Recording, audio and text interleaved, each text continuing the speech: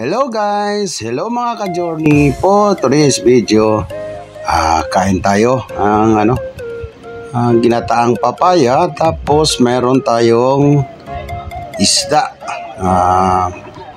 pritong isda mga ka-journey.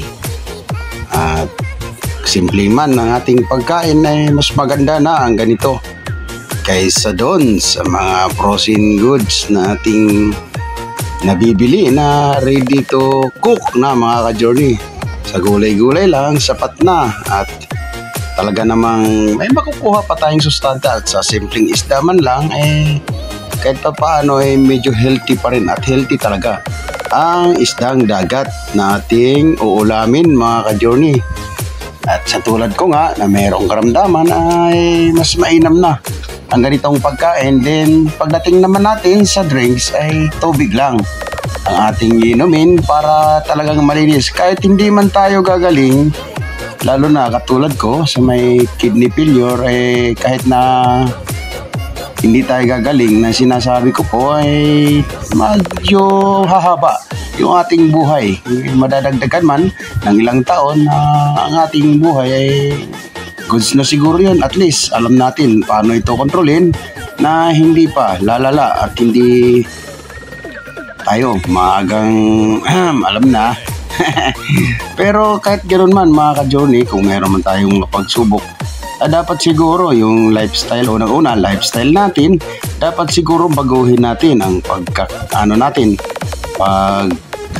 prepare ng ating mga pagkain na hindi na usually yung mga kinakain sa restaurant o kaya sa mga fast food.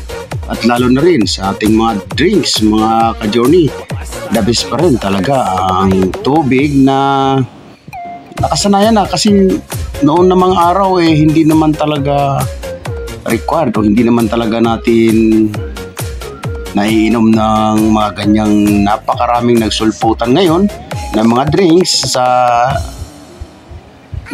restaurant or mga snacks bar na masasabi nating chemical na talaga ang ating mga kinakain o nakakain natin ngayong panahon na to. Sa madaling salita nga po talaga namang hindi na maganda sa ating mga pangatawan yung mga kinakain natin ngayon, at wala na yung healthy. Kaya kadalasan po sa mga edad natin ngayon at sa panahon natin ngayon ay talaga namang medyo umiiksi na po talaga ang buhay nating mga tao.